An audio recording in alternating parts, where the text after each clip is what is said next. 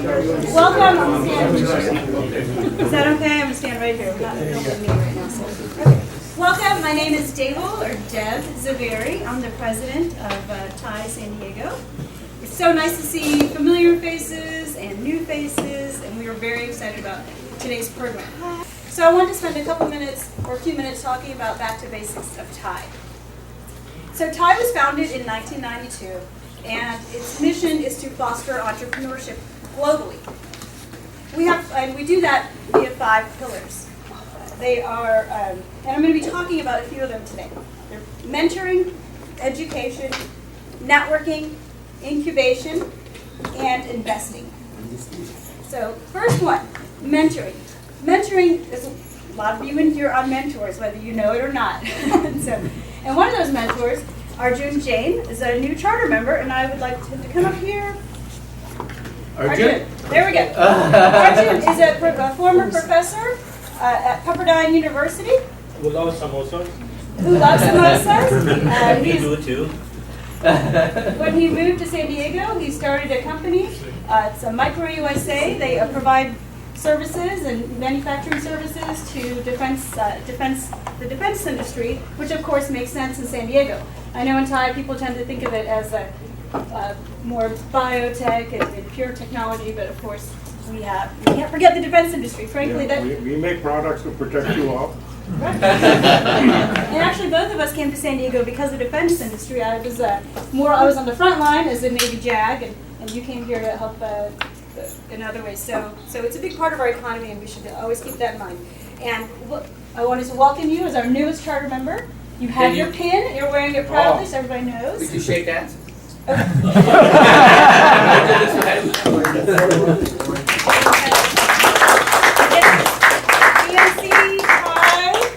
Jackets. Oh. So there you go. You can display that proudly. And if anyone needs mentoring when you were a professor, your area was quantitative methods. So we are analytical people, engineers at heart. Industrial engineer, yep, like my father. So if anyone in here if he can be a mentor or help you in any way, Let us know. let us know, and we will. May I ask a question? Arjun, why did you become a charter member? I think this was partly the samosas. But I think it's a great charter to be able to give back to the community and network and really transfer some of the experiences and expertise to the next generation if you can. Thank you so much. Our second pillar is education. And there are several areas that TiE serves in that. There are a couple I want to mention. One is the TiE Women's Forum. It's a forum that specifically supports women entrepreneurs. There are events at TiECon and TiE Global, and we also help locally on that. So not only do we help women, we also help young entrepreneurs. And when I say young, I mean, who are the youngest ones in here? Who's 15 or below? There's some in here. My daughter, I think, snuck out. But so that's what we're talking about. We actually also target high school children, freshmen, sophomores, in a program called TiE, TiE Young Entrepreneurs. So the way we do that is we actually have a video presentation, thanks to S&P, our immediate past president, helped put together to explain what TiE does, and also we're recruiting for the fall season. So if anyone in here knows anyone in that target group, please let us know. And this is the TiE video. This is the world premiere. We're excited to share it. Of course, everyone in here knows what networking is. You're all networking, so that's the other pillar. We have an incubation pillar, and then the last pillar is investing, which I think Naresh, Naresh, why don't you come up here, and we're going to tell you about the latest exciting things we have going on supporting our investing pillar that's going on in San Diego and South Coast chapters.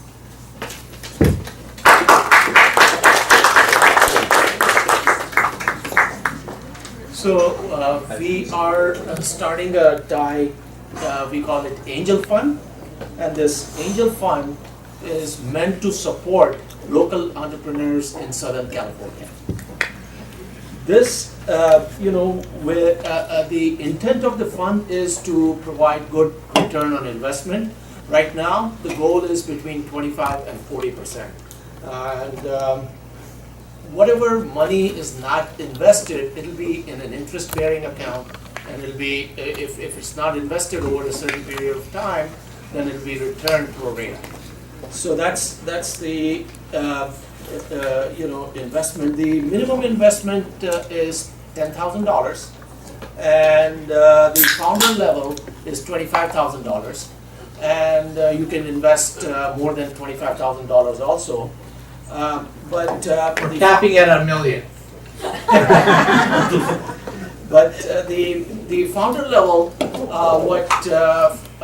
if you are an investor at founder level, you will be able to do deal sourcing and referrals of companies, and then vetting, due diligence. You will be participating there, and representation on the portfolio companies business, and if you want to be on the boards of the company, if you qualify, you can be on the boards of the company.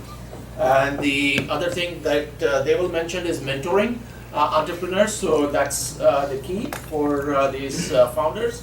And non-voting participation in investment committee, that will result in a deal, final deal. And all the investors that are part of this founder club will be able to co-invest if they want to co-invest in the fund, in the company. The goal right now, based on the interest that has been received, is about $1 million, and I think a lot of folks have committed to that. So that's and the investment power because of this $1 million will be in the range of $1.5 to $2 million because of co-investment that can happen. It's led by Behram Baxter. Behram Baxter is currently chairman of Evolus, and is also the managing partner of Stratsby. I cannot pronounce the last name, but anyway, it's a private equity fund. Evolus is a publicly traded healthcare company. He's also president and CEO of other healthcare companies, given the size of his fund and all that. So he's very experienced, he is very successful, and he is volunteering his time. So all the committee members in this fund will be volunteering their time. Nobody is going to be paid. There is hardly going to be any fees. So the 6 members of the board are himself. There is another person who is now a VC, but he was managing partner at Stradling Yoka Shiv Grewal. He is going to be managing all the legal affairs. There is accounting and finance. There is someone from healthcare who also has a PE fund. So there are folks who are very high caliber folks as part of this committee. And the committee meetings will happen on a monthly basis, and the expenses will be limited to payment for things like legal, filing, K1, accounting, that's it, but it's limited there. And expected annual cost of running this fund will be anywhere between 5 and 10. So that is very minor. And the current status is the investment thesis and objectives have been vetted and has been agreed by the committee. Investment documents are close to finalization, and then the bank account has already started. I was told that doing a bank account, it's not as easy for a fund as we've opened an individual account. So that process has started. It should close very soon. So that's what I have as far as fund is concerned. Any questions? Yeah. It sounds very interesting. I was just a little curious. How long has this group been in existence, and what has been the rate of return on the investment? So this is brand new. So we have not done any investments yet. So this is totally brand new. It's just starting. It's just kicking off. I would say that the founders are from our sister chapter in Orange County, and they had an Orange County fund that had a very successful exit after 2 years. And so thanks to Naresh and others and the relationships we have, we've been kind of bugging them, but we want to be let in. And so thank you to Naresh, Sandeep, and others that they've invited us to join their next. The committee will have San Diego and Orange County. That's correct, yes. Go ahead. How are you going to source your deals? Like, it's going to be a portal where the entrepreneurs would be. How are you going to source the deals? Yeah, For so example? sourcing is through the founders, through, all the other, avenues that we have. So, and also through Refer. such a forum like this. What verticals will they invest in? Yeah, so right now, the focus is going to be given where Southern California is healthcare and tech. One more question, I think you want. Do you have to be an accredited investor to be part of the fund? No. Self-accredited. But you do have to Yeah, show a yeah, TiE yes, you do. member and a TiE charter members. Yeah. But you're welcome. Anyone's welcome to become a member. You don't have to be or- accredited. and, but it is for TiE members. I do want to share, this fund is brand new and it was started over a weekend. Handful of people coming together said we want to do this, and all of a sudden the momentum took on, and it's about over $1 million. We would love for each of you who may be wanting to be part of this. This is uncharted territory, and I think it's exciting for San Diego to have this. We'll have a lot of details to be worked out. I know you have some questions, but for time purpose. Just, Oh, sorry, Anil. this is not coming out of the blue. I think you've been talking Yes, about that's it for what- about a year. Right, They've it's not been com- talking about it, so. Yeah, and we do want to have transparency. The reason we're talking about it here is that anyone who's a TiE member that's interested. I think we need to take So the that's- young man's yeah, we'll take- question. He had his hand up. He had- Okay, then you we'll had a- move on. You had a question? Oh. Thank you. You know where to find Naresh or anyone that's interested. So, okay. All right, so, while. All right, back to the young entrepreneurs.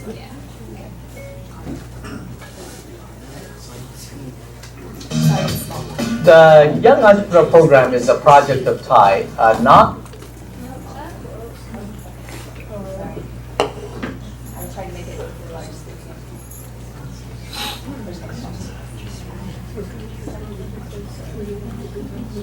Can do full screen. The Young Entrepreneur Program is a project of TiE, a non-profit organization that encourages and teaches skills to be successful in starting a business. TiE, TiE's Young Entrepreneurs Program, is an 8-month-long course where high school students gain hands-on experience in developing entrepreneurial skills. Topics that we cover in the classes would be idea generation, marketing, finance, presentation skills, because that's very important if you're pitching your business plan. I came into this program wanting to learn how a business really works. I've always been watching Shark Tank and how entrepreneurs go and present themselves, their products. That's what really intrigued me, and I was like, hey, I kind of want to do that. My whole expectation was just to really learn the whole entrepreneurial mindset and skills and what I could take away from that and apply it to like other aspects of life. But then it really developed into a great experience because I got to create a mini company basically. Over the course of the program, students work in teams to bring their idea to life. They used what they learned into the entrepreneurship program to put together a business plan. Our product first came from our team leader, Neha. I was in New York City visiting my sister, using Google Maps as navigation on my phone, going across the crosswalk, looking, do I go right or do I go left? But then I dropped my phone and it cracked, and I looked to the right and there was a taxi coming right at me. So she really had this problem with distracted walking, and she knew how dangerous it was. So what we did would be 2 wearable wristbands, which would buzz left to go left, right to go right. So that way you can have hands-free and safe navigation throughout the city or urban areas. And then we went to the global competition, and that was in Boston. At Boston, we were able to compete with international teams. I felt like having an idea and being able to build that idea into an actual company, that was something that I wouldn't be able to experience anywhere else. It's opening up vistas for them that they would not have been able to get within the school system. This is something that you can get it only from your TiE program, and that will help you in your future.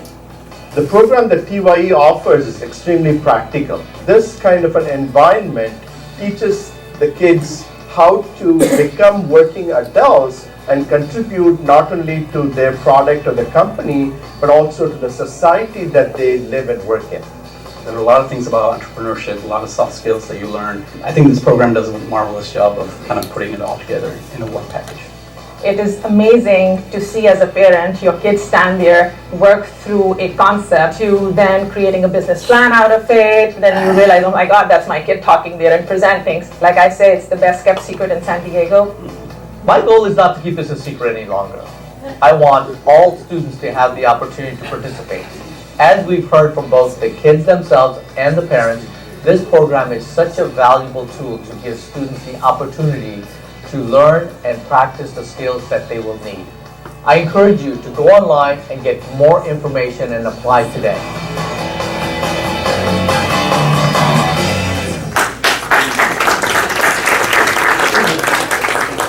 Robert is our TiE program coordinator. Sandeep is our TiE committee leader. Sandeep, say a couple words. I like everybody's help because as the launch of that video, first of all, didn't they do a great job? Yes.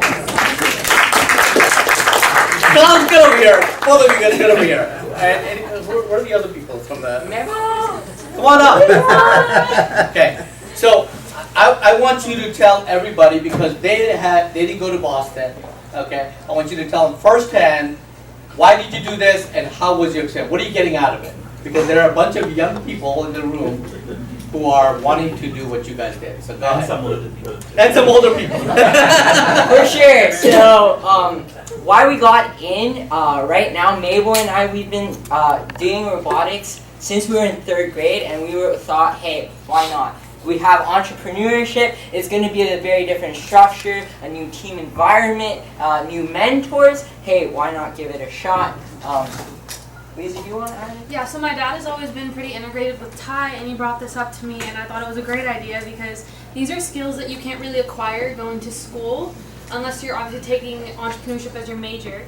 And I really thought that at such a young age, mastering skills like these could be like extremely helpful to you in your future because it opens up a road that you can take like when you decide what to do when you grow up.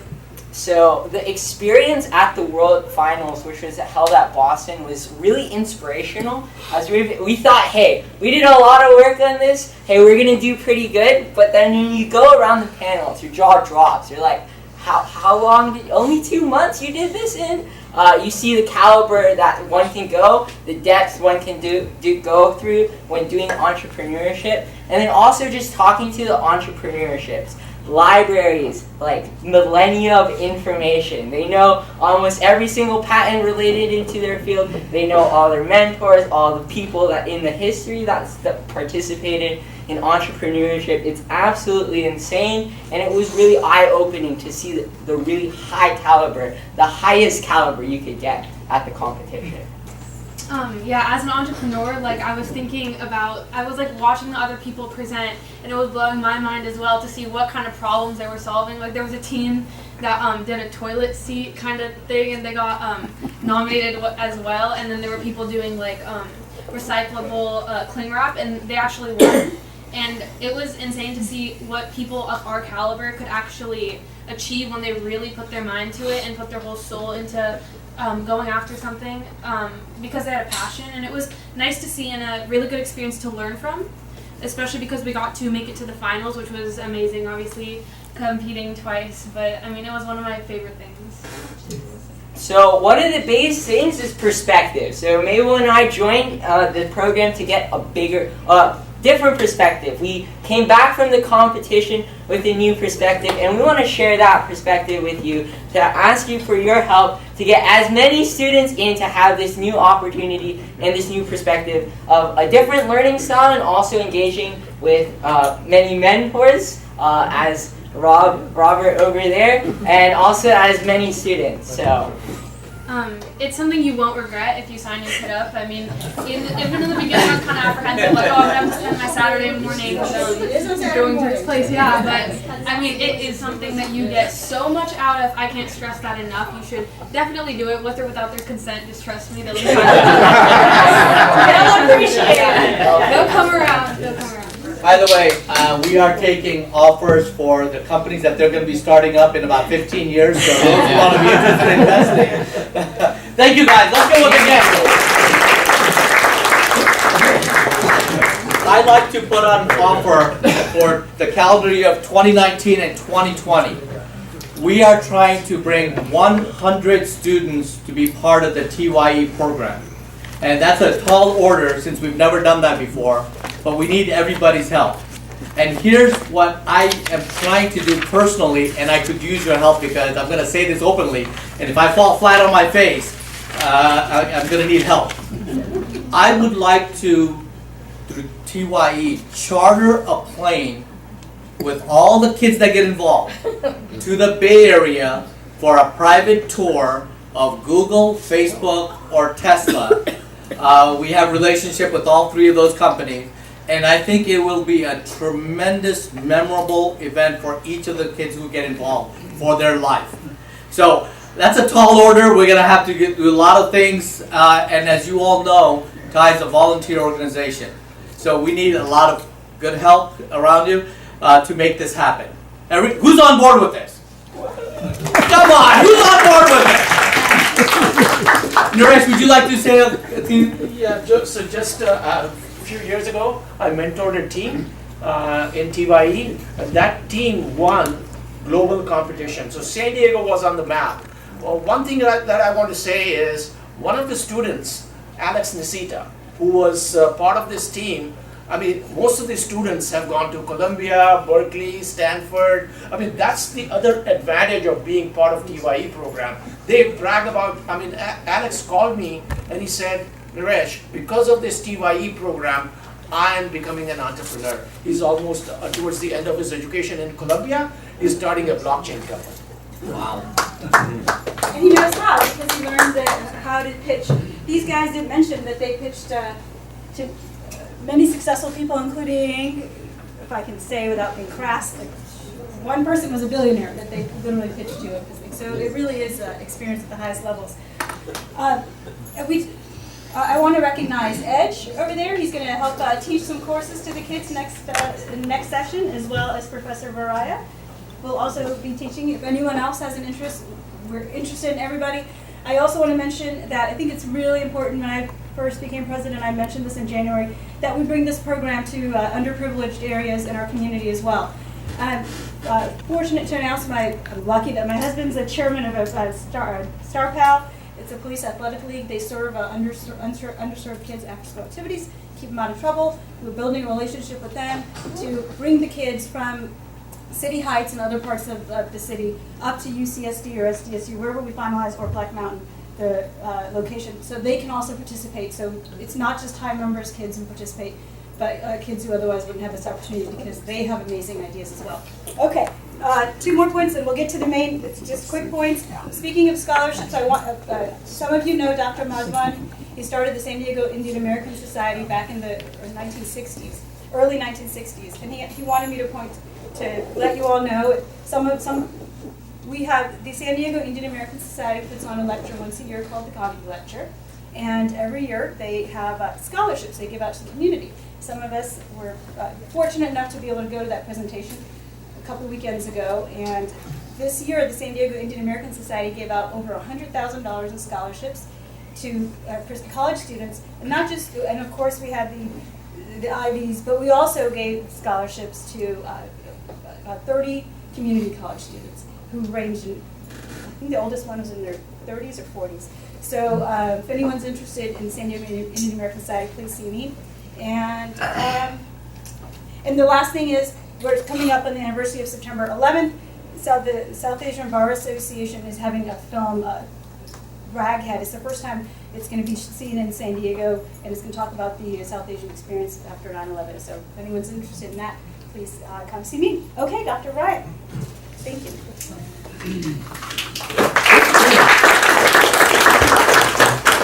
By the way, I just want to say Deb is a very busy entrepreneur, and she's doing an amazing job for TiE. Let's give her a big hand, please. Thank you, Deval. Thank you, Cindy. So, in order to put the distinguished panel in context, I sort of created some data to give us a sense of what startups are doing. So this is our stylized representation about how firms evolve. So if you look at the left, we if I'm looking at about 1,000 startups and follow them for 15 years, what sort of happens to these companies? What you find is that within about 5 years, 65% of these companies will vanish. That's the green line. There's another 25% of companies that will remain private and will do spectacularly well. And those are the companies that we're going to talk about today. So the red line plus the green, that's about 90% of the companies. Then you have about 5 to 10% of these startups that will grow very, very rapidly. And these are the ones that sort of garner a lot of the press. These are the ones that were the Googles at one point and so on. So that's the blue line. And then a few of those, which is about 1 to 3% of this group of 1,000, will have an IPO. An IPO is sort of a big point or a big stage in the evolution of these companies. But what is interesting is that even after IPO, about 20% of those companies will fail. That's sort of the gray line that I'm showing. There's probably another 20% of the companies that will not grow beyond the IPO. They are what are called low-growth public corporations. They are the ones that have market caps that are under $500 billion. And a lot of the institutions are not interested in these companies. Then we have companies that go beyond the IPO stage that will continue to grow. That's sort of the purple line. And that's less than 1% of this startup. So out of 1,000 companies, less than 7 to 20 of them will become what we call long-lived public companies. In this town, we have Illumina, we have Qualcomm, we've got a Walmart, and so on. So that's the next one. Here is some sort of data that has been compiled to tell you what happens to startups over a 10-year history, whether they were funded by VCs or not funded by VCs. What is interesting is if I look at the very top row, it says that in 10 years, 32% of VC-funded firms will fail. About 24% will get acquired, and about 8% will have an IPO. So these are VC-funded firms. These are firms that are thought to have gone through enormous amount of monitoring. So these are the ones that are well-known, well-monitored firms. The bottom half of the panel is what we call non-VC funded firms. What happens with them, we find that in about 10 years, 62% of them vanish. About less than 1% will get acquired. And about less than 1/10% will have IPOs. So the message over here is that exit by acquisition is far more likely than exit by IPO. This is sort of what we are observing over here. This is some other interesting data. The Commerce Department breaks up what they call entrepreneur firms into 3 categories. An entrepreneur firm is a firm that has at least 2 individuals working in there. So these are data for 2016. You can go back in time, you have the same sort of more or less percentages. What we find is that about 87% of companies are less than 20 employees. About 12.7% are between 21 and 500. And about 0.5% are greater than 500. So those tend to be typically the public companies that we talk about, listed companies. What is most interesting is that the last group, which is about 0.5% of the companies, totally employ as much as the remaining 99.5% of the companies. So what we want as entrepreneurs is we want lots of companies, but we want companies to grow. Because as they grow, they are the ones that are going to employ more people. This is I think it's the last chart. What has been happening in the United States is that, incidentally, all this data for the US, is that IPOs have been declining in terms of numbers. Between 1980 and 2000, on average, only 310 firms went public in the US. Between 2001 and 2015, about 111 firms went public. Last year, I think 2018, about 135 firms went public. A couple of things that I want to note is that less than 10% of startups are in the technology sector.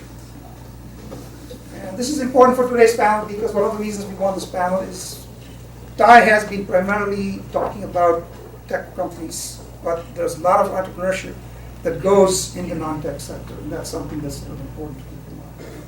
And then finally, something else that is worth noting is number of listed companies. These are companies listed on NASDAQ, VMEX, and NYSE. In 1975, there were 4,819 listed companies. In 1995, there were 7,000 listed companies. In 2015, there were 3,766 listed companies. The number of listed companies has dropped dramatically. And the reason for the dropping is that there are fewer IPOs, as you can see. Listing requirement issues, companies that have had financial issues, therefore they get delisted. Then you have acquisitions, which is a major reason that this happens. A lot of companies are getting acquired. Last few years, acquisitions have been doing gangbusters. And then finally, you have what we call voluntary delists. Companies that just simply decide they want to be private, and they may come public down the road if they've been acquired by private equity. So that's sort of what we are seeing. Nick, question? Can you give a reason for the decline in IPOs? Is it just because the M&A market has been so strong? One reason, I think, in recent years is that a lot of these VCs or other companies have a lot of liquidity, and they don't feel the need to go public. I mean, look at the Ubers of the world, the Airbnbs. They're losing money hand over fist because they have got so much liquidity. People are still putting money into these companies in the hope for a big run-up some point in the future. So I think that's partly what's going on. So there's a deferred... at some point, these guys also want to go either get acquired or go public. I mean, that's the only way they're going to get liquidity. So that's what we're saying. Okay? So with that, let me introduce our panel. Please correct one.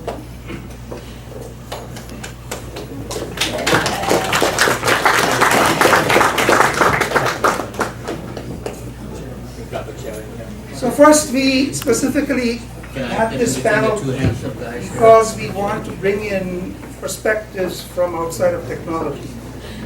And the reason we want to do that is because these folks also have the same opportunities and challenges that are being faced by tech companies. So all of these folks have been involved with TiE. They've all been charter members and continue to be charter members. So let me quickly introduce them. And then what I've done is I'll start with a couple of questions. And if you guys don't speak up, I'll have no questions. Which I'm sure I will not be able to continue. But I have, as a moderator, I have some privileges. I'll be starting with a couple of questions to get them going. So, right here is Behram Baxter. Behram has over 40 years experience in the real estate business, in real estate management and development, including 25 years in the hotel industry. So Behram owns and operates Mayfair Realty, a Toronto-based commercial real estate company, as well as Narven Enterprises, a San Diego-based real estate investment management firm. So Behram has been a charter member since I remember, which is at least 15 years. And I think I've been associated with this group for about 15 years, so welcome, Behram.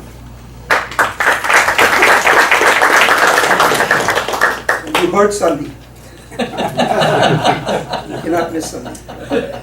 So Sandeep is the founder and president of ATS Advanced, which is Advanced Trustee Strategies, and ATS is involved in the financial advisory business. Sandeep has been in this business for nearly 30 years, and he specializes in implementing highly advanced investment tax and estate planning strategies for individuals and others.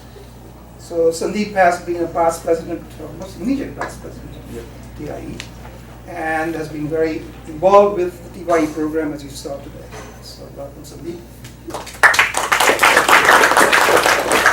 Harki Parekh is somebody that I've known since we've been in San Diego, which is a long time.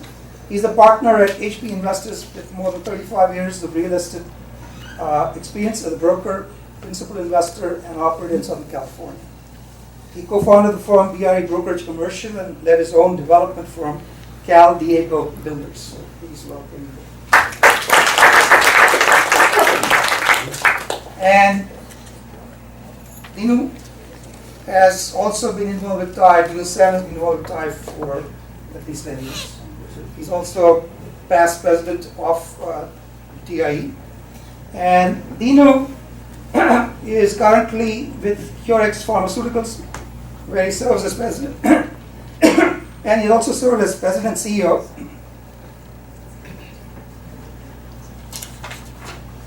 of Avera Pharmaceuticals, a venture-backed CNS company that raised 90 million and took 3 products into human clinical trials and was immediately sold to Mariushi Pharma of Japan. He has held officer-level positions at Chorus, which was sold to Gilead, Pathogenesis, that was sold to Novartis, and Cubis, where he has been president and CEO. So please welcome.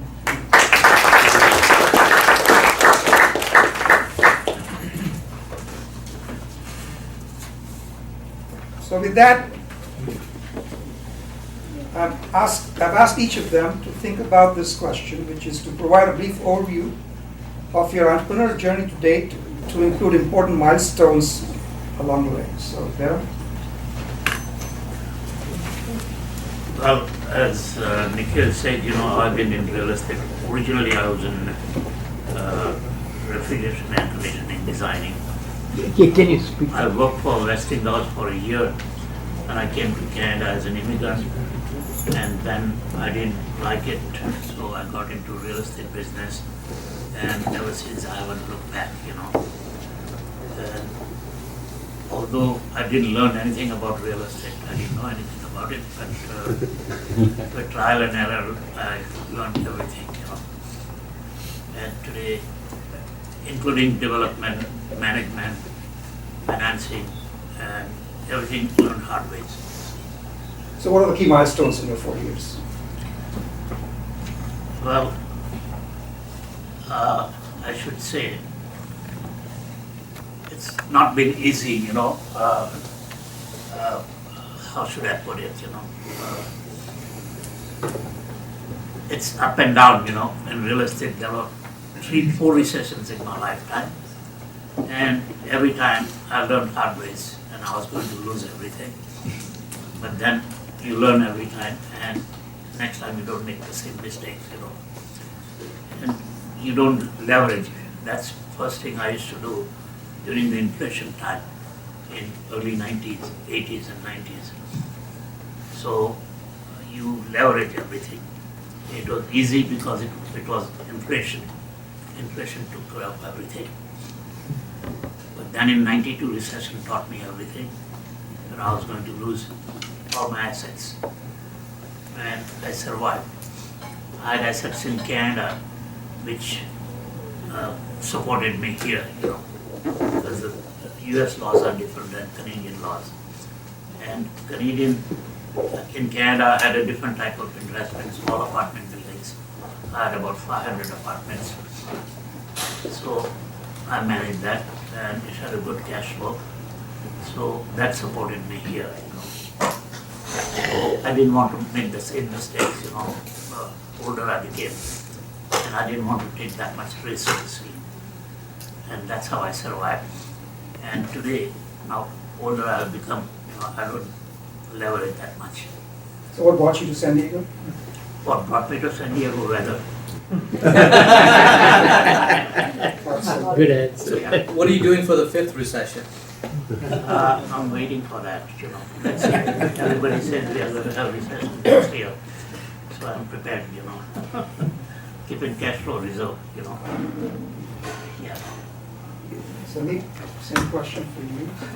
So I want to make a statement. I must have done something really good in my last life, because the way things happened to me over the years, I couldn't have planned it any better looking at hindsight. However, the worst thing that's ever happened to me, it's turned out to be the best thing. It didn't feel like it at the moment.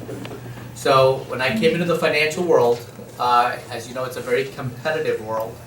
And in the early 90s, and what we saw was we had a lot of people setting up living trusts. However, what we noticed was nobody was teaching you what to do with it afterwards. So we wrote a book called The 7 Biggest Mistakes Trustees Often Make. And that just really propelled us. Just like yourself, there are ups and downs. So we had a couple of crashes along the way. And when that happens, we saw greed and fighting between siblings and beneficiaries like we've never seen. So we established ourselves as a pillar in that area for trustees. So today, almost everything that we do is 2-3 generations of planning. So making money is only half of it. keeping it, protecting it, passing it is what we have built a niche on. So, you know, it's been a great ride, but looking at hindsight, not sure what I would do differently. You know, I mean, but there were moments, just like yourself, you know, where we were, 2009 really brought us to our knees. And when that happened, you know, 2008 wasn't bad, but 9 was really brought us to our knees. So you learn a lot from those type of situations. Harki? I think my story is similar to Behram because we both are in the real estate business. I came to San Diego as I got transferred from a job, and the company I was managing money for the company, and they're having a lot of financial difficulties, so I had to bear all the stress. The biggest difficult, or the biggest decision of my life was to quit the job, because if you don't quit the job, you never become an entrepreneur. Once you have a job, you are a slave to the job. And if you have a family and the children, it becomes more difficult. So I always tell young people to become an entrepreneur first and then get a job. Once you get a job, you become a slave. So it was tough to do that, and I got into the industry that I used to work in, insurance industry. I designed a computer system, sold a couple of systems, and then found out that I'm not a software engineer. I know how to financial system should work, but people called me up and they said, hey, I got a problem here, I got a problem here. So I called the guy who wrote the software, Andy Rapatoni out of LA, and I said, hey Andy, here's the deal. Your softwares are yours, I don't want any money out of it, you manage it. And I had made some money in real estate. So I said, I'll let you do that. But it's a capital intensive business. So how do you make money? You know, so the best way to make money is by learning it. So I became a broker. And you know, if you know the finance and the taxation, which is my background, it become very easy to become the real estate. And my milestone was that when I first deal that I did on a piece of paper in a restaurant on a commercial real estate in 1979. And that deal became profitable within a year by $400,000. So I said, well, let me join the commercial real estate broker so they won't hire me first in the beginning, because it's, you know, you're an Indian guy, you don't wear a jacket and a tie. One of a friend of mine said, don't worry about it. I talked to the boss, they hired me. And I become number 1, number 2 guy selling the real estate. And become a partnership, and my role is to practice what you teach. Invest every dollar you make, invest in 50% of the real estate, and the rest you pay for your living expenses. And that's how I think become. But like Behram says, 90s were tough for everybody. You know, we all almost went bankrupt. But you learn the lessons in that and come out of it. What are you doing differently going into the next recession? Trying to stay low, investor low, accumulate the cash, and no borrowing from the bank, no private line of credit, because once you borrow the line of credit, you're easy to borrow, easy to spend it. So basically, stay liquid as much as you can, because opportunity will come your way. If you can act fast in the real estate business, that's what you're going to make money on.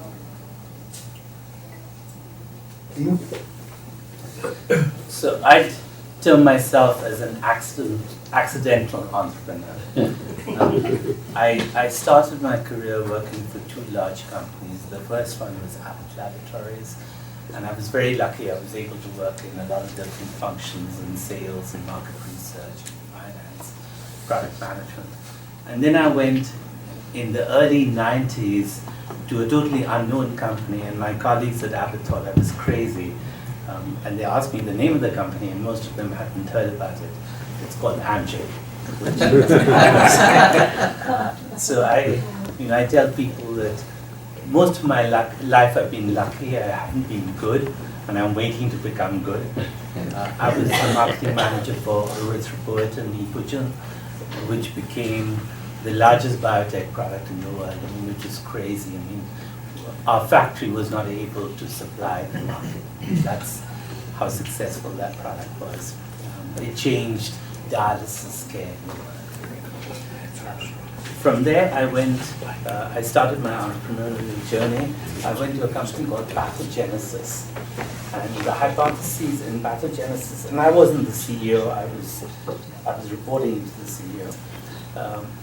We basically, in the old days, for lung infections, people used to take either oral or IV products.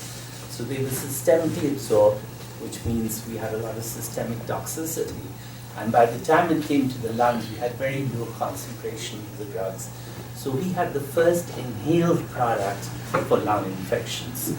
You inhale the product, we used to get about 4 times as much drug, and we weren't causing the systemic toxicity. So we really changed the treatment of gram-negative bacterial pathogens in the lung. And that product, we were able to take the company public, and then Novartis bought the company. So it was, and so in our industry, you really need very good technical people. I wasn't a technical guy, and you need to understand how is it going to benefit the patient. Just like Amgen, their drugs changed dialysis care. I mean, basically, for dialysis patients, you didn't need blood transfusion anymore. Hugely. And then the second company we had, which we sold to Gilead, the first product at Pathogenesis, we had to, they used to nebulize the drug, and the nebulization time was about half an hour, twice a day. So we were able to buy some new technology from Germany, and we changed the nebulization time to 5 minutes twice a day. And it's made a huge difference for patients. So it was all understanding how do you benefit patients. And now I'm working on something also in that area, which has got a broader spectrum of care. So I think it's very, very important in our industry to understand what are the benefits that the patients are going to get, and do we have the technology to deliver these benefits. The industry is a really tough one. I'm just talking about the successes. We've had some big failures as well. And at the end of the day, in our industry, if you have a failure, it's not like real estate. You still got the house. Now it's zero. So it's either you make a lot of money or you're down to zero. And that's the big thing. So you really need investors to help you.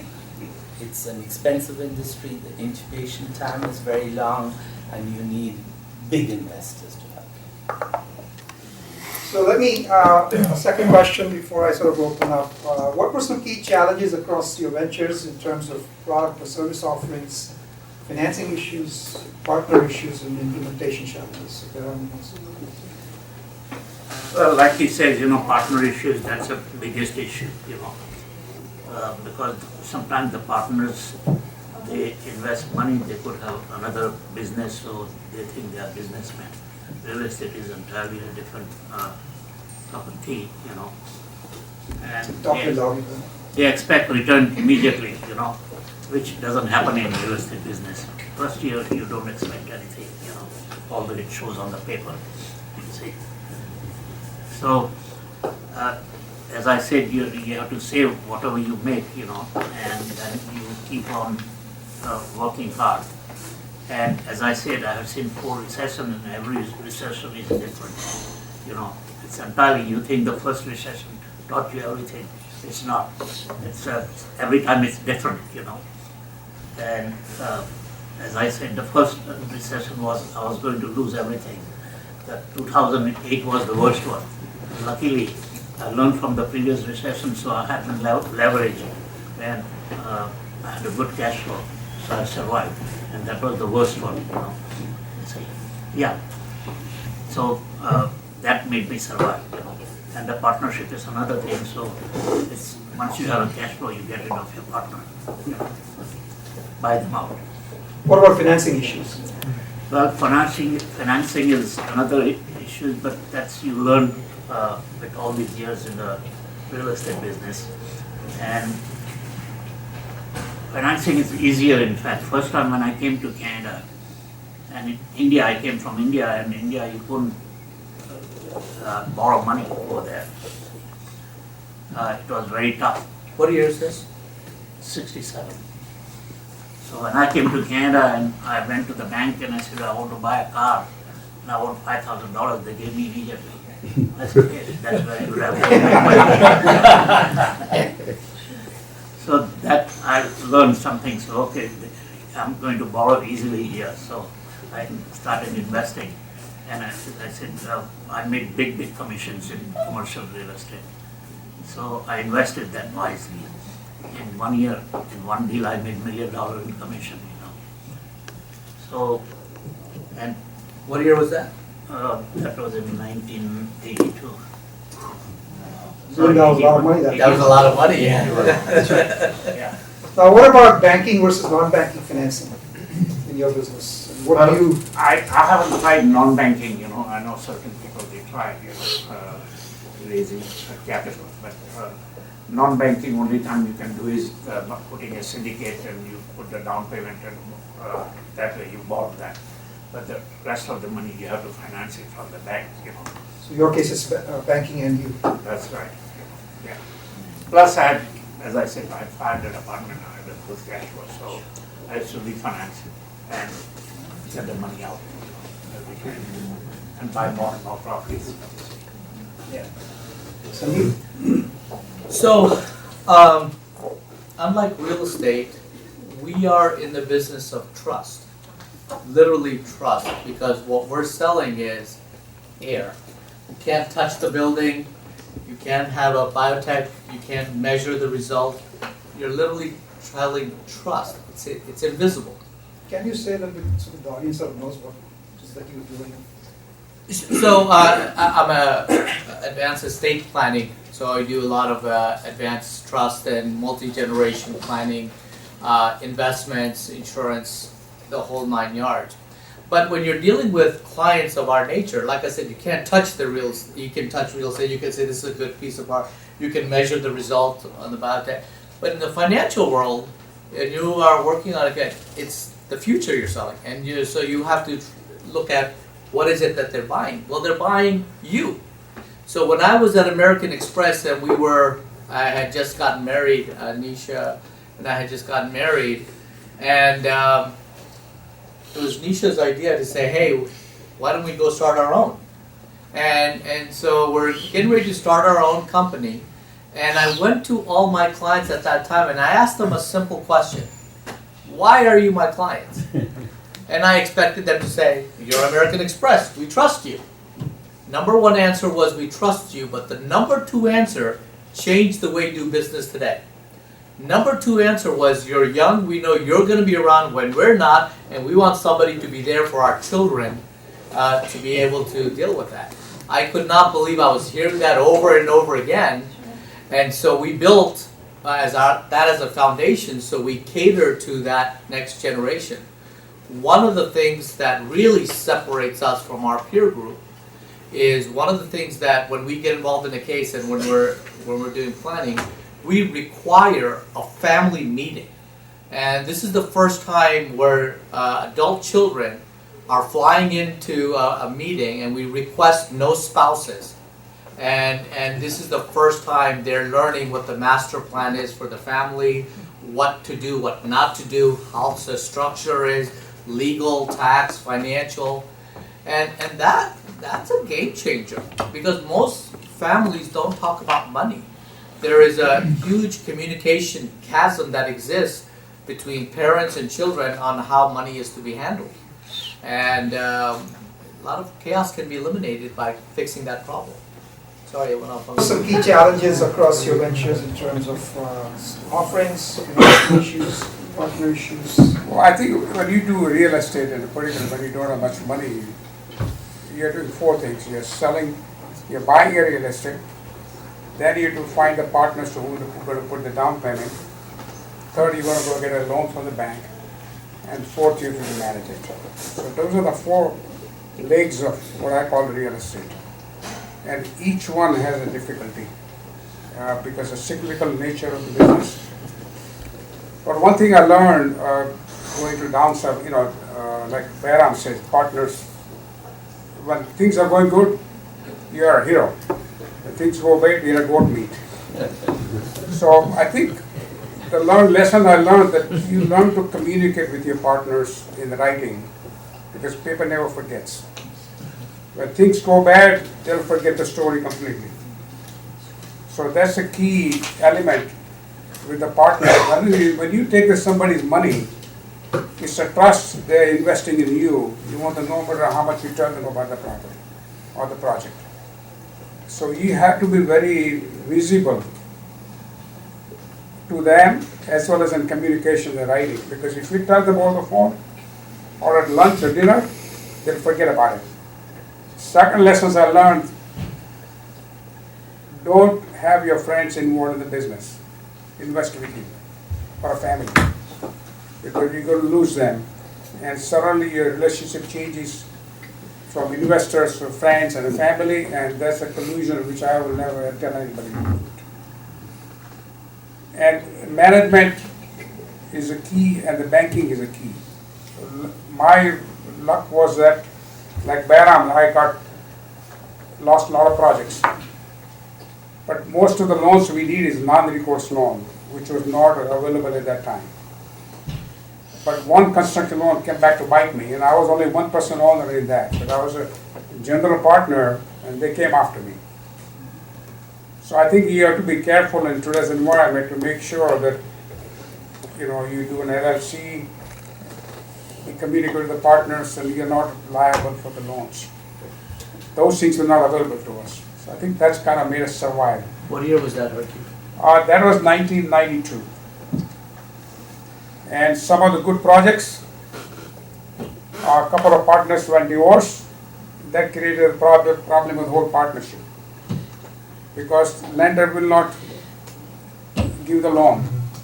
They are fighting about it, and you get caught in the middle of it. So no matter how the agreement we had made, joint ventures and everything else, it doesn't work. So simplify the agreement, you got 100% control, LLC, but be transparent to your partners. That's the number key. If you are not that, don't do business. So both you and Behram, do you have more than one bank that you deal with? What's happening is after the 1986 banking law change, FRIA Act, which created a financial disaster for all the banks. The bank has a lending limit per borrower. Depending upon the project has, some bank has a 5 million lending limits. So first question you ask when you have bankers, what's your lending limit? If you are in the business of buying properties and investing in a partnership, if you do 5 deals a year, each loan's at 10 million, it's a $50 million, and some bank has a $10 million lending limit, you're done. So every time a new project you have to have a new bank relationship. And what everybody in banks wants, your deposits. Well, you can't give a deposit to every bank. So it's a constant change. You can get a loan from Wall Street. The more expensive, lot of cost involved. You get a loan from the life insurance company. They don't require a bank account. Or big banks, but they are very picky. And in the real estate business, I can tell you this, bankers can make you or break you. When things go down, communicate with your bankers, because they can hold your hand. They can give you time, but if you try to dodge them, they'll come after you like a hounding dog. So best thing is to communicate. If you're a little bit of trouble, best to communicate with the bankers. Say, hey, here are the issues, here are the problems, they'll work with you. But if you try to hide from them, you got a problem. Behram, any insight on that? I would say people think that when you're in a business, you are lucky, and that's why you're making money.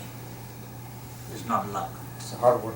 That's right, Luck helps. But luck plays its own part, but don't think about that, You have to really work hard, you have to use your common sense, Not just that I know everything. In real estate business, you learn every day something new. Because And you're as good as your tenants. If tenants go belly up, you don't have income coming in, you suddenly you're behind. And real estate is in so many different type of real estate. You have a residential, commercial, hotels, and each one is entirely different. This IT business came last, 30 years, people became billionaires. Before that, all the billionaires were in real estate business. And I tell everybody, invest. If you want to make money, invest in real estate. Every spare dollar you have to, invest in real estate. The real estate builds wealth over the long run, slow and steady. That's right. And it's like stock market. I invested in stock market. Every time I tried and I lost my money. You need a good advisor. I'll tell you what, all advisors are good, okay? They all tell you see. I'll give you an example. In 2008, when it was common sense, market was going down, banks were going under, and I told my broker, sell everything. He said, no, it will turn around. And they're always going to say, it's going to turn around. At some point it will turn around. After losing. I have a question. 50% of my investment, when I lost, I told him, it's better to get out now. I told him to sell everything, I have a question. No. In real estate, are you making money because your property prices are going up, or are you making money because of the leverage that you have? Well, I think it works both ways, I think what happens when you're buying commercial property or residential property, your income continue to go up. It depends which market. California market is, we are in a tight land supply, entitlement takes a long time. And so as long as your income keeps going up and the releases are going up, where inflation is going up, you come out ahead. So your loan payments are going down because you're paying down your loan. So what's happening, if you borrowed $100 and you every year paying down $10 on the loan from the income, within 10 years you have a zero loan balance left on it. The valuation goes up, you get a new loan for $220 now. And that's how you get more cash in your pocket, but you got to wait long term. Not only that, when the market goes up, hot market, they change the cap rate. Yeah, cap rate, yeah. So automatically value goes up. But a lot of people cash flow goes up too. A lot of people may not understand what the cap rate is. Yes, right. So cap rate is the rate of return. If you pay cash for all buying a piece of property, and if you get 8% return, that's called 8% cap rate. Cap rate is the return on the investment if you pay 100%. Capitalization rate. So typical right now, borrowing cost is at 3.5 to 4.5. And if you buy at a 6.5 or 7 cap rate, what you have is your positive cash flow, positive leverage. But leverage works both ways. In up market, you make money, down market, you lose money. That's what the cap rate is. Also learn at somebody's expense, Don't ever think that you know everything, you see. And I've seen billionaires in real estate in Canada, they have lost everything, And I can give you a few names because they leverage. And also, not only that, they leverage, like for example, one developer, he was in residential development. So they buy land ahead of time, because they have to develop, So now when you buy land, it's on your book, you have to service that. When market goes down, still you have to service that land. So you have to have a cash flow. Where are you going to cash flow when market goes down? So you have to have, there was another developer, he had an income property, apartment building, 10,000 apartment. And he was a commercial real estate guy and all kinds of and residential too. So they survive. So that's how you learn how other people are doing, and you learn from other people's mistakes. Behram and Harki, with the market, with all this new development, all this new housing going up, where do you see the San Diego market in the real estate area? Well, your guess is as good as mine. San Diego development is nothing compared to you see. There are 5 buildings comes up and they think that things are booming here, I'll take you to Toronto and 5 buildings coming up on every block. But is it overbuilding? It is, it's. I don't know who is buying over there, but there are 100,000 condos they build every year. And for last how many years I've been saying this is going to collapse, market is going to collapse. It hasn't collapsed, you know. But that sounds like what was happening in 2008 in Dubai and other places. They were building and were empty. That's right, but San Diego didn't do that because the banks didn't leverage, you know. They survived. You know, the banks went under in 2001. Sorry. So, in our industry, our capital requirements are very great, right? And success or failure means either you come up with a 10x return or you lose your money. So I think the most important thing for us is before you embark on a venture, do market research. Make sure that there is a reason for your product. The product's going to improve the lives of patients.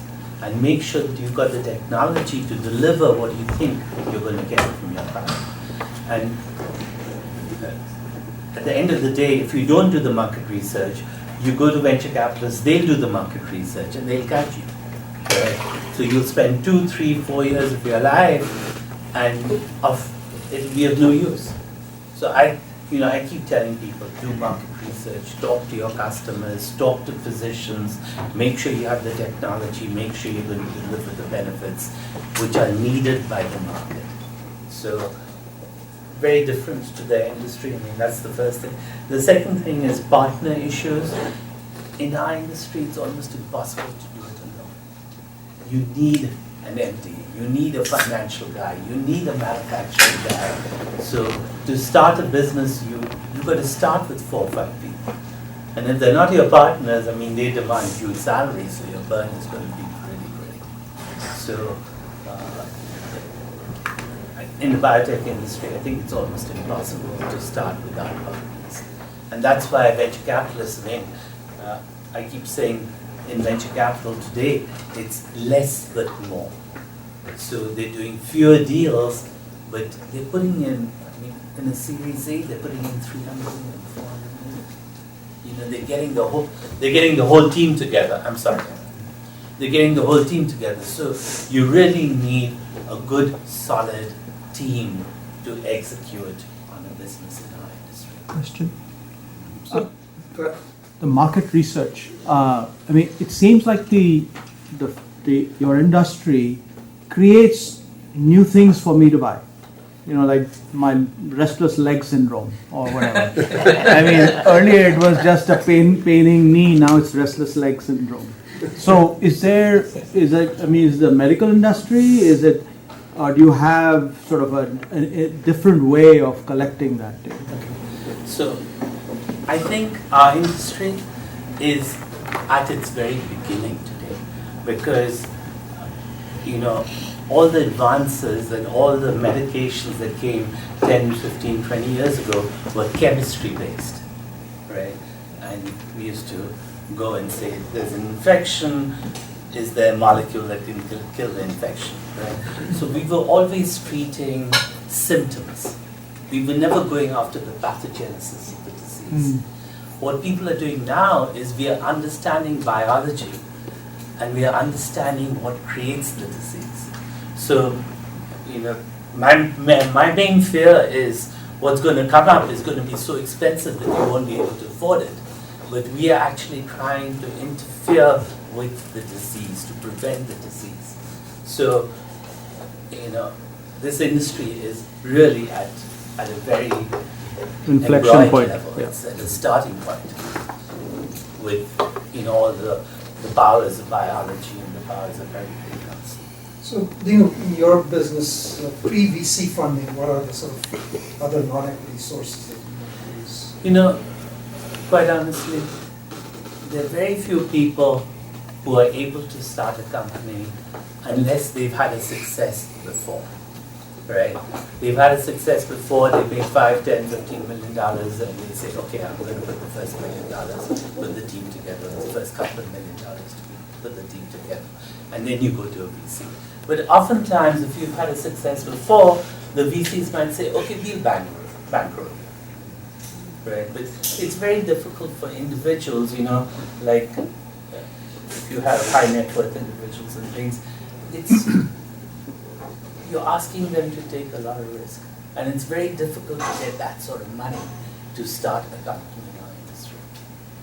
So you almost, either you've had success and you're willing to put a lot of money in, or alternatively, you start with the risk. Which means that you've had to have success. Or you're a professor who's come up with something, lung cancer, it's a big thing. You don't really have a good drug for lung cancer. If you show animal models whereby you're curing lung cancer, they'll fund you. Is failure before more acceptable because it is that kind of business? It is. But the gestation period is so long. It takes about 3 or 4 years before you know it's a failure. I have a question. In your industry, how good is your market research? In our industry, what I've seen, like Gartner's and others, they predict that this market is going to be $20 billion or $40 billion, and they've been wrong. So, if you're going after an established market, right, hypertension or something, then you have a pretty good, there's IMS and the external sources of data that you get. But there are a lot of orphan diseases that we're going after, and then you've got orphan diseases, less than 200,000 patients, where there's no treatment for that disease. You've got to do primary market research. You've got to go and talk to the physicians. You've got to do focus groups. And then the biggest thing is, how do you price it?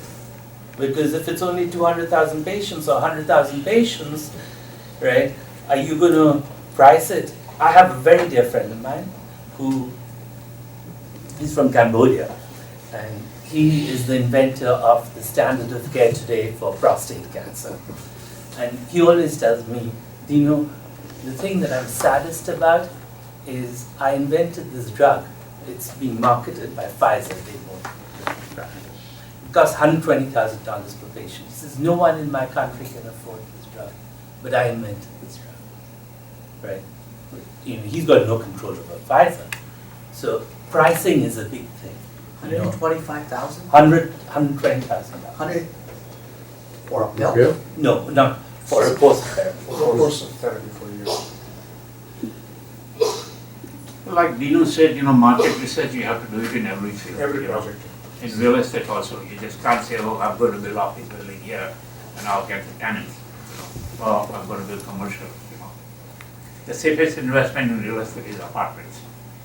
If you don't know anything about real estate, buy apartments first, start renting.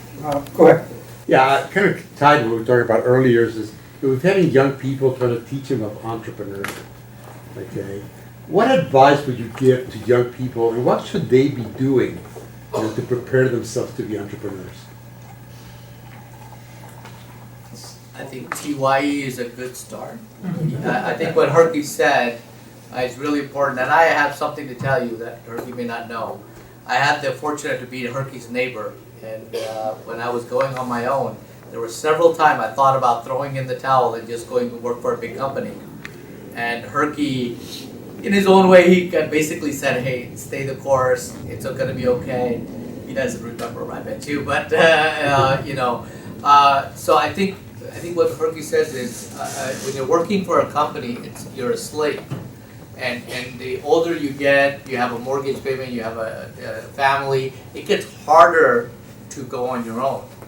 I think what we're doing for the TiE kids is setting that seed that, hey, there is another option, and maybe it's a better one. I mean, if you call in who have to leave earlier, they have school, so they have to leave earlier. But look at his enthusiasm. Look at how confident he comes off. He's speaking to us, so he's not intimidated. Those are key skills you can't teach. Well, I think he's right. The younger you are, you can't teach. Sorry. the easier it is to go out on your own, because the opportunity cost is low. And if I am 45 making $150,000 a year, for me to give up that salary and start on my own, it might be more difficult to do it. Yeah, I've been told that it's almost like in school where they teach you to pass or fail. That almost they're teaching you not to be an entrepreneur. What? Yeah. Why do you want to fail? But let me tell you, my kids used to go to school.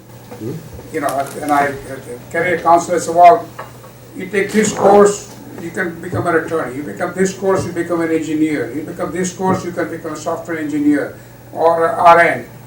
Nobody's teaching entrepreneurship at high school level. And because what's happening is, you know, I'm talking to my kids, they're out of high school and college. They're making it for the jobs.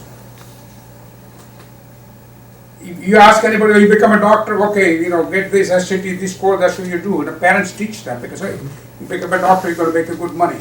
But doctors are going to become a job of somebody place. Attorney is a job, unless you go on your own. So the high schools, the career counselors are not guiding them well because they're not entrepreneurs themselves. What about a biologist? I mean, would they teach you learn biology? Are you to? Yeah. So the first success we had, a company called Pathogenesis, which also is in Nevada's. We had about 140, sorry, my voice is going down.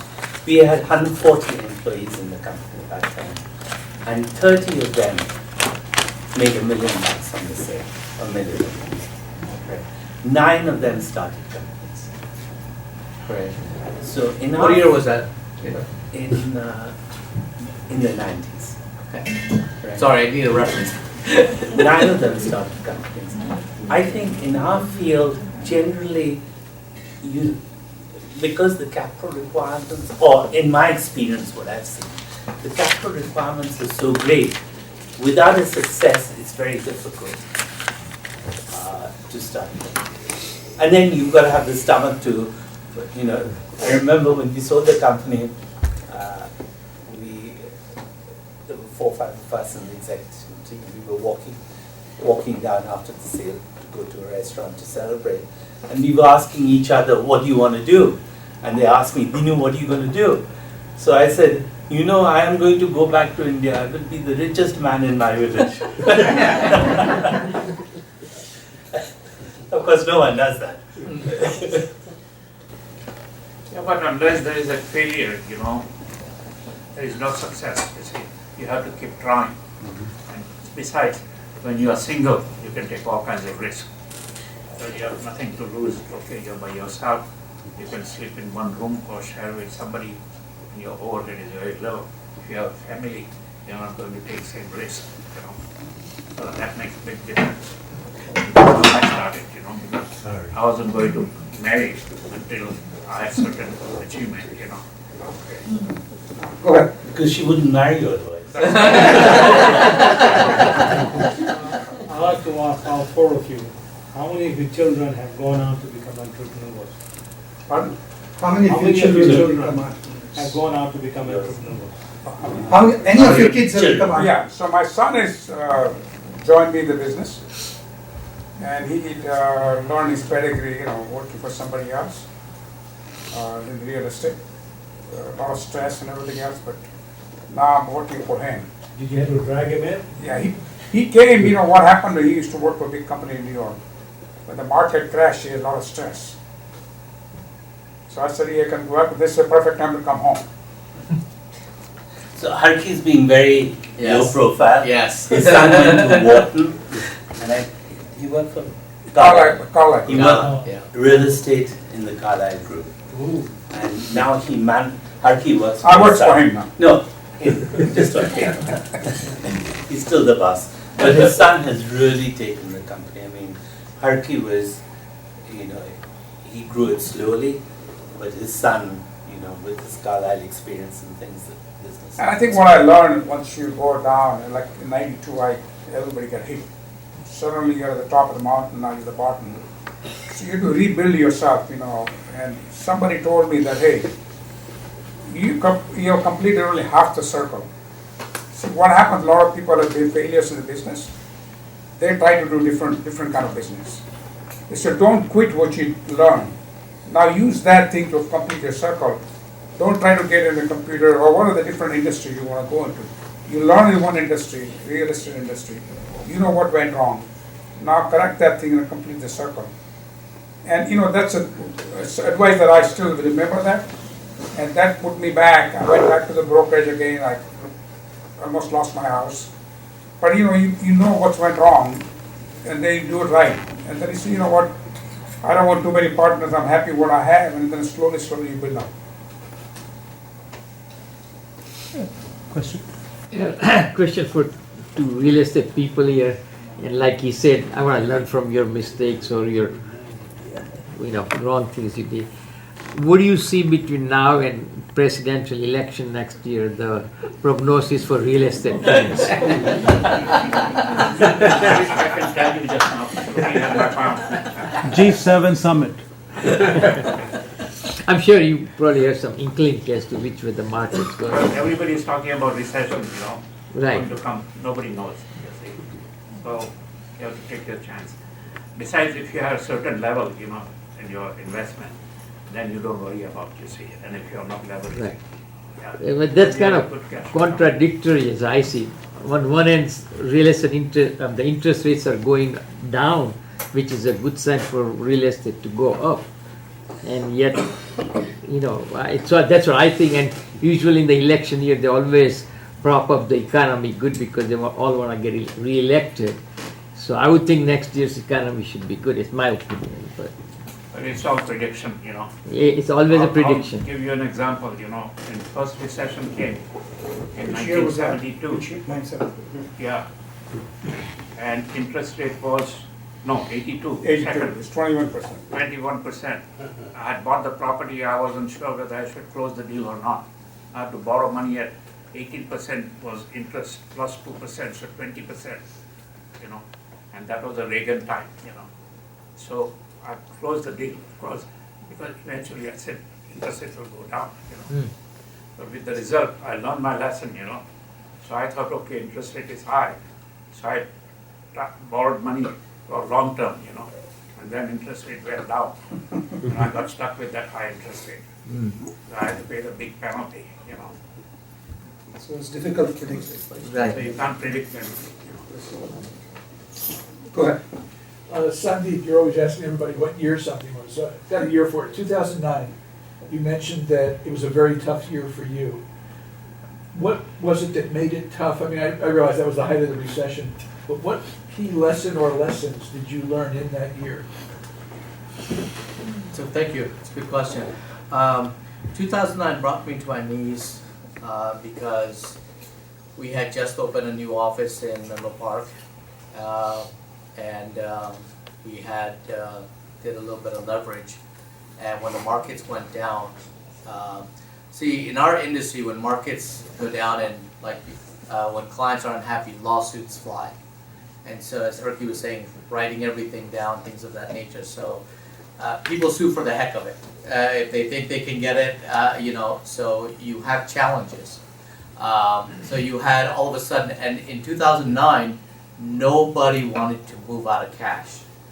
Everybody was nobody wanted to do anything. And so it was difficult because you have overhead, you have staff, you have people, and you have to make sure things are moving. And that was, in my entire career, 2009, I've never had to put significant amount of money into the business. We've run thin, we are up and high, but for the first time, Nisha and I had to put substantial amount of money to keep everything. And when you're an employer, you have to, regardless of who's going to pay the electric, if you have staff, you have to make sure their mortgage is taken care of. They have everybody, so you have to look at their needs first over yours. And it was some tough decisions on that. And I agree with both of them that I'm not a big fan of leverage in giving advice on leverage or anything like that. However, we have an all-time high market in real estate and the stock market. We all know nothing goes up forever. Something's got to give, you just have to be ready for it. I don't know if that was. But that recession lasted longer, market didn't turn around until 2013, 14, yeah. But that's a time to buy, Why would you not buy stock at the same time? No, not the same time. Stock kept on going down, But it's got cheaper though. It goes down too, but you have opportunity to buy at a lower price, Anybody? Anil, go ahead. Okay. It's kind of, I was trying to see how to sort of ask this question across the board, but I have a reason for asking. We presented for a startup a technology to Google, and they stole stuff enough that the company died. So, starting with Dinu, and if it's unique product, as in Sandeep, maybe you offer, what to do with trustees, maybe some unique way of doing it, or real estate, in Henderson when nobody knew Henderson, Nevada was going to grow or whatever. Have you had situations where your technology, your research, market research, needed to be protected, so your intellectual property, and has that ever had any sort of failure consequences because you didn't protect it? In my case, on our core product, we've got IP in 28 countries. That's why our industry is so expensive. Because in each of these countries, you've got to translate the patent in Japanese or Finnish or whatever and prosecute the IP every year. So you've got to have IP. I once went to a venture capitalist and I said, after this product, this is the product that I want to work on. It was a product that was available in Europe, but they didn't have an IV formulation, and I thought there were some things that we could do to make it into an IV. And that VC funded one of his friends. The company is now public. Right, so to do exactly what you had suggested. Yeah. So I don't talk about my dreams and ideas. Any other questions? If not, I have got questions for you folks. What would you have done differently with hindsight? So I've got to think of the ones where I'm still struggling or I failed. I think the three things that one needs in our industry. You need a technology, right, which, and I spoke about the technology a little bit. You need people and you need money. And you need a lot of money. I don't think I will start another company without getting funding from venture capitalists. Because private funding just does not cut it in our industry. So I will start with funding. I take the idea and pitch it and get the funding before I start the company. I think our industry is the same thing, because the money has to be there. But I think you have to have a proper reserve and project the life cycle of it and have a less leverage of it. But you got to have the key people with you, because you're regulated by if you're doing a development, the law changes, market changes, everything else changes. So it's a different aspect of the business. You're a developer or the property owners. Developer is like building a General Motor cars. They keep building it, even though they're selling it out because they depend on the bank. And the real estate doesn't happen. City regulates it, doesn't change the zoning. The project is upside down, no matter what you have, how much is approved. Property will come off the ground, you cannot do anything. So you have a long cycle of a project, so you have to have some cash reserve. And when you're in a partnership, make sure you don't distribute the money. You have enough reserve for 6 months, a year, or 2 years, because once you give that money to a partner, you make a capital call, it's difficult to get it back. Mine's I have the best answer. Everybody write this down. So the question is, what would I do in hindsight? March of '87, March of 2000, March of 2008. Go to cash. Cash is king. And invest in Beyond Meat. Just kidding. Diversification is key, and you don't want to over leverage yourself. Right now, with the economy the way it is, I think, Anil, when you asked me the question, what separated us, one of the things that we started to do in the 90s is what is called a capital gain bypass trust. It allows you to sell real estate, business, and avoids the capital gain. So when you're building your real estate and everything is growing, and and if you want to sell, you can do an exchange to delay the capital gain tax. And you get to a certain age where your assets have grown, now you have estate taxes. So Uncle Sam has always been, we haven't talked about Uncle Sam, he's always there. And so the estate tax becomes a bigger issue. Right now the estate tax is low, but when I first started, estate tax is up to 55% of the estate. And so the more successful you get, that's why I say making money is only half of it. So that becomes a bigger issue. The capital gain bypass trust really changed the way we do things on that basis. It allows you to sell, it allows you to diversify, it takes the risk off the table. And as we get older, simplicity and cash flow is king. And so that's what we gravitate toward. What would you have done? I believe in Warren Buffett. He says, when everybody sells, you buy, and everybody buys, you sell. He buys stocks though. He knows that. I'm kidding. One last question, go ahead, Mike. Did you say that you would want to have a venture capitalist before you started your next business? Because in my mind, in our business, you can't do it without venture money. When you Have you ever used a venture capital? I have. One quick question I have is for real estate. What impact has Airbnb and WeWork or those type of companies had in your field? I think Dinu can answer more, but the hotel industry has been affected quite a bit. Yeah, because it's taking away some hotel revenues, because they don't have to meet the requirements of ADA and all the stuff. Plus it increases the supply of the rooms availability. So technically, you can lose some customers who are going to stay in the hotel. Are they going to Airbnb? Yes.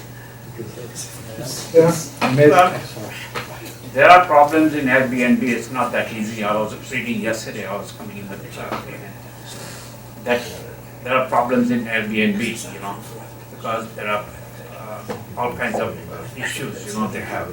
People are renting and they are being attacked, but the property is not in a good standard. Depends upon the location. You are living on East Coast, you are renting on the West Coast, you don't know where that property is going to be, you see. Like he's saying about Airbnb, of course it affects if you have a property in a suburb or somewhere, if you are in a downtown, then it's like same way. If somebody is going to, whether it's an Airbnb or somebody is going to buy another hotels, it's supply and demand, bottom line, Yeah. Go ahead.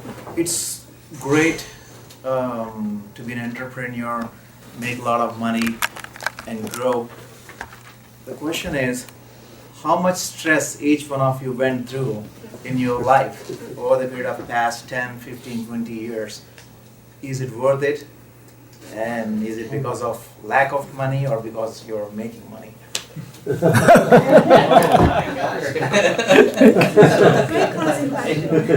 In my mind, entrepreneurship has given me the biggest highs and the lowest lows. Lowest lows. Because, when you've got a payroll to meet and you're struggling for money, it's just horrible. Yeah.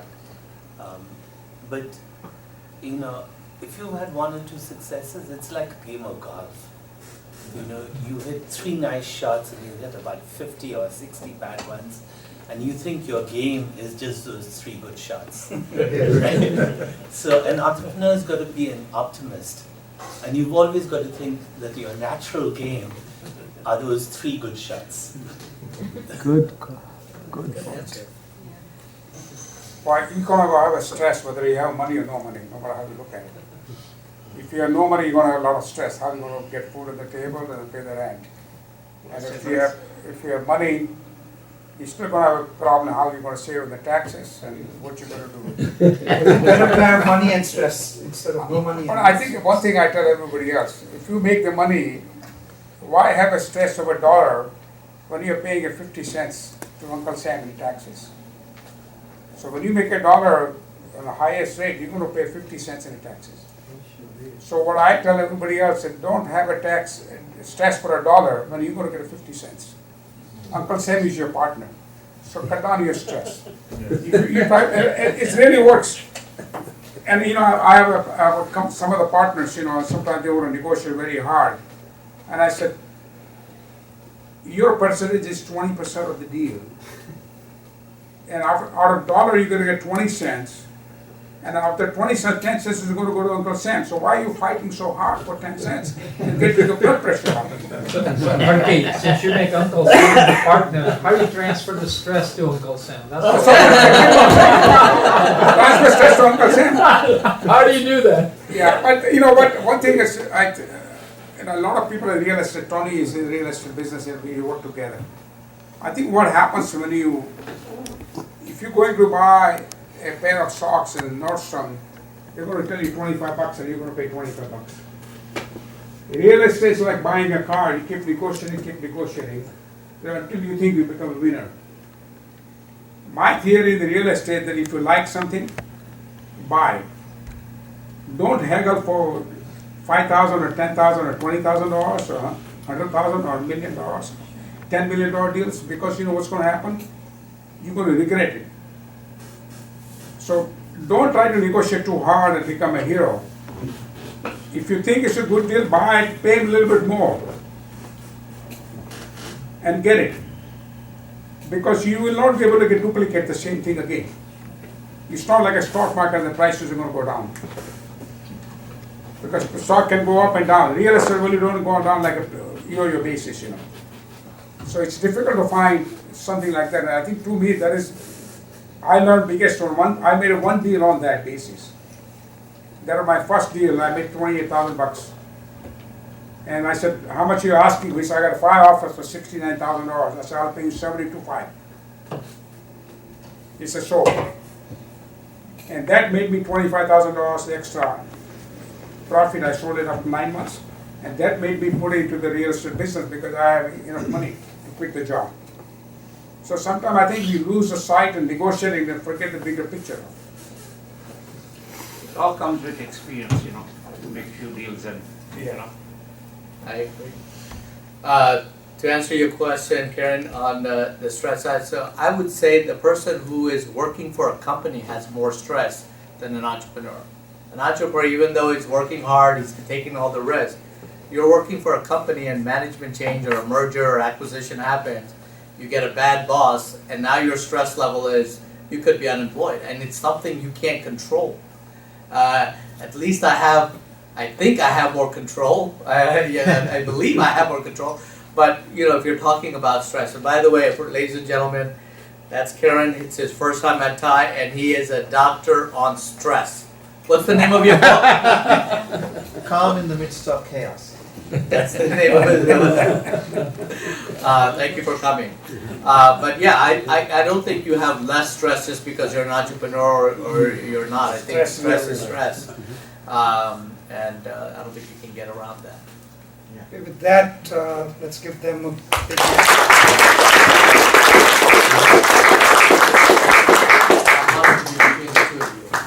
Thank you so much, everyone. Remember, fourth Tuesday of the month is TiE Tuesday. We'll see you the fourth Tuesday of September.